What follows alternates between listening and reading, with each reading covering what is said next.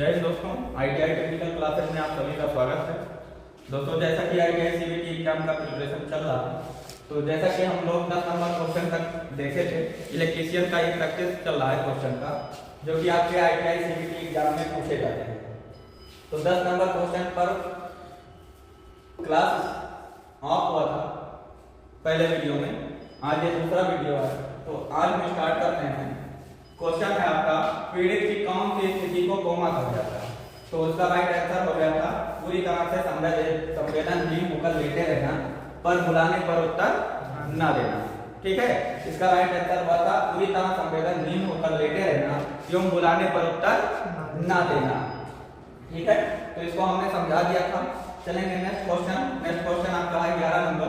यदि पीड़ित को सिर में चोट लगी है और वह मर रहा हो तो उसके लिए स्वर्णिम घंटा कौन सा है?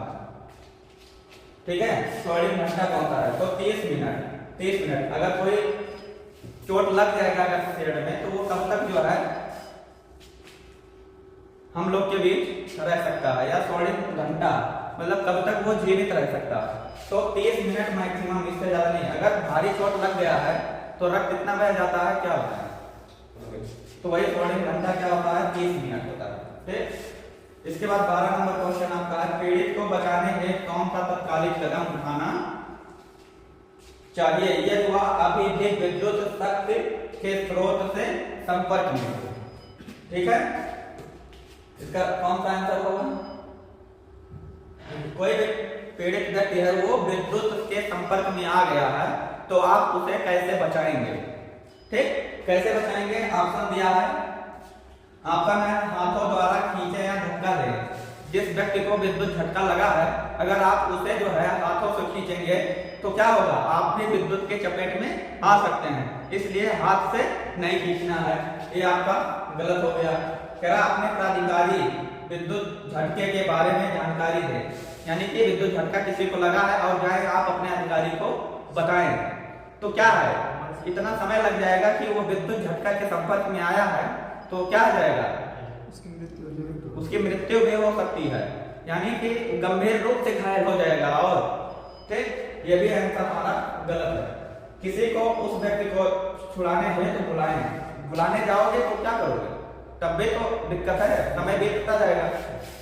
हमने बताया है कि जितने देर आप जो है करंट के चपेट में रहेगा, समय के ऊपर भी डिपेंड करता है विद्युत झटका। ठीक, तो इसलिए क्या है, ये भी नहीं सही है। संयोजकों को अलग करके शक्ति आपूर्ति को बंद कर दें, यानी कि कोई भी व्यक्ति अगर विद्युत झटका लगा है तो क्या करेंगे, सबसे पहले हमें क्या करना है, संयोजक को अलग करना है। जहां से सप्लाई चल रही है, हमें क्या करना है, स्विच को जाके बंद कर देना है या सीधी गिरा देना है। ठीक, तब जो है क्या है, पीड़ित को आप बचा सकते हैं। ठीक, इस सचेतक चिन्ह का नाम क्या है? तो आप सचेतक चिन्ह त्रिभुजाकार होता है। कैसा होता है? त्रिभुजाकार होता है। पृष्ठभूमि कैसी होती है? पृष्ठभूमि कैसी होती है? पीला होती है। और ये कौन सा चिन्ह है? ठीक है, विद्यालय गलत है, संरक्षित गलत है, असंरक्षित क्या है? पैदल क्रॉसिंग। इसके पहले वाले वीडियो में हमने चेतावनी चिन्ह का उदाहरण दिया था, पैदल क्रॉसिंग। चलते हैं नेक्स्ट क्वेश्चन पे।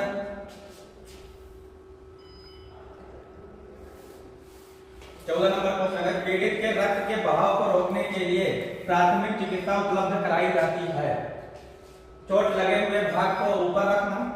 चोट लगे हुए भाग को ऊपर रख दोगे तो क्या रक्त का बहना बंद हो जाएगा? नहीं, बहता रहेगा। इसके बाद चोट लगे हुए भाग को ड्रेसिंग करना। अगर आप चोट लगे हुए भाग को ड्रेसिंग कर रहे हैं तो तब भी तो रक्त बहता रहेगा। सोख का ये है कि जब ड्रेसिंग करोगे तो सोखेगा हल्का, ये हो सकता है, लेकिन तब भी रक्त हमारा बहता रहेगा। ठीक, तो हमारा ये भी ऑप्शन नहीं सही होगा। ठीक, सी ऑप्शन है, चोट लगे हुए भाग पर दबाव डालना। ठीक, कहीं अगर रक्त बहता है तो आप ऐसे पकड़ लेते हैं, तो क्या है, दबाव डालते हैं तो रक्त हमारा क्या होता है, बहना बंद हो जाता है। तो आपका राइट आंसर हो जाएगा सी ऑप्शन, मरहम लगाना। मरहम अगर लगा देंगे कहीं कटा हो तो भी तो उसके ऊपर ब्लड आ जाता है, तो इसलिए सी ऑप्शन राइट हो जाएगा। इस सुरक्षा चिन्ह का नाम क्या है? 15 नंबर पूछा। ठीक, अब इसमें जो है कोई सिंबल नहीं दिया है अलग से, चलो हम बना देते हैं, ठीक है। तो जैसा कि मान लो कोई है ऐसा, ठीक, ऐसे है, ठीक, और इसके बाद ऐसे क्रॉस बार पे मान लो कोई सिंबल बना है, जैसे जैसे चलो मान लो हमने यही बना दिया, ठीक, ऐसे बना दिया चित्र है। अब इस चित्र को देख के आप बताओ कि कौन सी चिन्ह है। चेतावनी चिन्ह त्रिभुजाकार होता है, पता है आपको, पृष्ठभूमि पीला होता है, पता है आपको, ठीक है। इसके बाद आ गया आवश्यक चिन्ह। आवश्यक चिन्ह की आकृति कैसी होती है, गोलाकार, पृष्ठभूमि नीला होता है। आवश्यक चिन्ह का मतलब हो गया कि मैंडेटरी साइन, यानी कि जैसे कि दस्ताना का सिंबल बना है यानी दस्ताना पहनना है, हेलमेट का सिंबल अगर बना है तो हेलमेट पहनना है, जूता का सिंबल बना हुआ है तो आपको जूता पहनना है। ये आवश्यक चिन्ह के उदाहरण है। और ऐसे ही निषेधात्मक, तो हमने मान लिया 15 नंबर क्वेश्चन का ये जो है क्या है, 15 नंबर क्वेश्चन का सिंबल हमने बना दिया है, पूछा है कि कौन सा सुरक्षा चिन्ह है, तो ये इसका राइट आंसर हो जाएगा सी ऑप्शन। इसका राइट आंसर हो जाएगा सी ऑप्शन, निषेधात्मक चिन्ह, सही है ना, ठीक। इसके बाद दिल के दौरे से पीड़ित व्यक्ति को आप कैसे पहचानोगे। किसी भी पीड़ित व्यक्ति को दिल का दौरा पड़ा है तो आप उसे कैसे पहचानेंगे। ए ऑप्शन है रीढ़ की हड्डी में दर्द, तो रीढ़ की हड्डी में दर्द होगा तो आप पहचान जाएंगे, नहीं ना। मुंह पूरी तरह से बंद हो जाएगा, नहीं, ये भी नहीं हो सकता। पेट में अधिक सूजन के कारण भी नहीं पहचान पाओगे, ठीक। होठों के चारों ओर नीला रंग हो जाता है, इसका राइट आंसर हो जाएगा डी ऑप्शन। किसी भी पीड़ित को अगर दिल का दौरा पड़ा है तो आप उसे पहचानेंगे, उसके होठ जो है कैसे हो जाएंगे, नीला कलर जो है हो जाता है, तो आप जान जाएंगे कि इसे दिल का दौरा पड़ा है। उस कंडीशन में क्या होता है, जो पीड़ित होता है उसके शरीर में जो है कंपन होने लगता है और जो है क्या करता है, वो गिर जाता है, हड्डी हड्डी ऐठने लगती है हल्का फुल्का, सांस लेने में दिक्कत होता है। यहाँ से फ्रैक्चर वगैरह भी कभी कभी ऐसे आ जाता है, गांव में बोलते हैं, ठीक। इसके बाद 17 नंबर क्वेश्चन आप देखोगे, 17 नंबर क्वेश्चन, 17 नंबर क्वेश्चन देखिए, इस औजार का क्या नाम है। जो ये टूल्स दिया हुआ है इसका नाम बताना है आपको, ठीक। एक लिखा है वायर स्ट्रिपर। वायर स्ट्रिपर का काम क्या है, वायर को छीलना और काटना, ठीक है।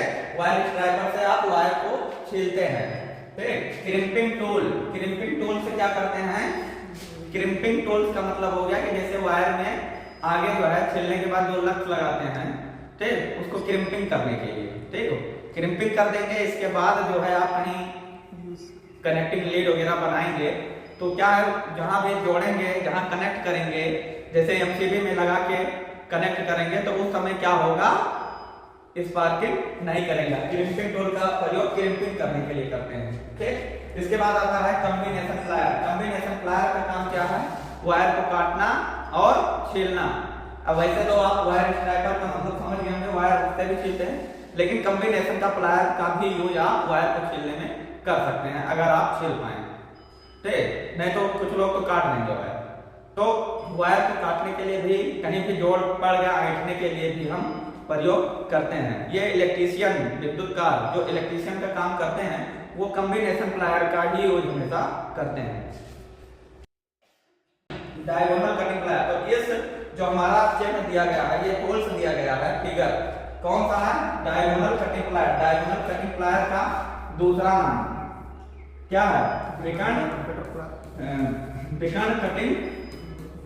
विकर्ण कटिंग प्लायर या side cutting plier. Side cutting plier के नाम से भी जानते हैं, ठीक। इसका प्रयोग कहीं पे साइड से, जैसे मान लीजिए हमने कहीं वायर कनेक्ट कर दिया, साइड से वायर को काटना हुआ तो जो है डायगोनल कटिंग प्लायर का प्रयोग करते हैं। जैसे वायर कहीं कनेक्ट किए और साइड से थोड़ा बहुत वायर बचा है, काट के उसको निकालने के लिए, ठीक। कहीं भी वायर को काटना हो गया वहां भी आप प्रयोग कर सकते हैं, ठीक। 18 नंबर क्वेश्चन, इस औजार का उपयोग पूछा हुआ है, ठीक। और इसका नाम भी आप समझ सकते हैं, इसका नाम होता है पेंसर। क्या होता है, पेंसर। इसका प्रयोग क्या है, घन पदार्थों को पकड़ना नहीं, तारों को काटना और मोड़ना नहीं, लकड़ी से कील निकालना। यही आपका राइट आंसर हो जाएगा लकड़ी से कील निकालना। ये जो हमारा टूल्स दिया है इसका प्रयोग कहाँ करेंगे? लकड़ी से कील को निकालने के लिए प्रयोग करेंगे। चलते हैं 19 नंबर क्वेश्चन। आज 20 नंबर क्वेश्चन देखेंगे, अगले क्लास में जो है 20 नंबर क्वेश्चन के आगे पढ़ेंगे। 19 नंबर क्वेश्चन है, किस प्रकार के व्यावसायिक स्वास्थ्य खतरे के कारण संक्रमण हो सकते हैं? ठीक, विद्युतीय नुकसान। विद्युतीय नुकसान कहाँ होगा? जैसे फालतू हम विद्युत का यूज करें, पता लगा हम मार्केट गए, बाहर गए, फैन लाइट सब जला के चले गए, क्या है ये हमारा नुकसान ही हो रहा है, नुकसान हो रहा है। मान लीजिए इसके बाद आ गया आपका जैविक नुकसान। जैविक नुकसान से निष्पादन, इसका राइट आंसर जैविक नुकसान। ठीक, इसके बाद 20 नंबर क्वेश्चन है, कृत्रिम श्वसन विधि का प्रयोग उस पीड़ित के लिए करते हैं जिसकी छाती और पेट में चोट लगी है। सर्कल विधि में क्या होता है कि पेट पर छाले पड़े होते हैं, उसे सीने के बल लिटाते हैं। ठीक, मुंह से मुंह में हवा भरना से नाक विधि। ठीक, मुंह से नाक विधि जो है एक विधि होती है, एक मुंह से मुंह में विधि होती है। ठीक, जो राइट आंसर जो सरलतम विधि माना है वो मुंह से नाक विधि माना हुआ है। ठीक, नेल्सन की भुजा ऊपर पीछे दबाव विधि, इसका राइट आंसर हो जाएगा नेल्सन की भुजा ऊपर पीछे दबाव विधि। ठीक है, जब पीड़ित के छाती और पेट में छाले पड़े होंगे तो कौन सा राइट आंसर होगा? नेल्सन की भुजा ऊपर पीछे दबाव विधि। ठीक है, तो ये रहा आज की क्लास, बस यहीं तक। अगले क्लास में मिलते हैं, तब तक के लिए जो है आप लोग इस वीडियो को अपने दोस्तों में शेयर करें, सब्सक्राइब करवाएं।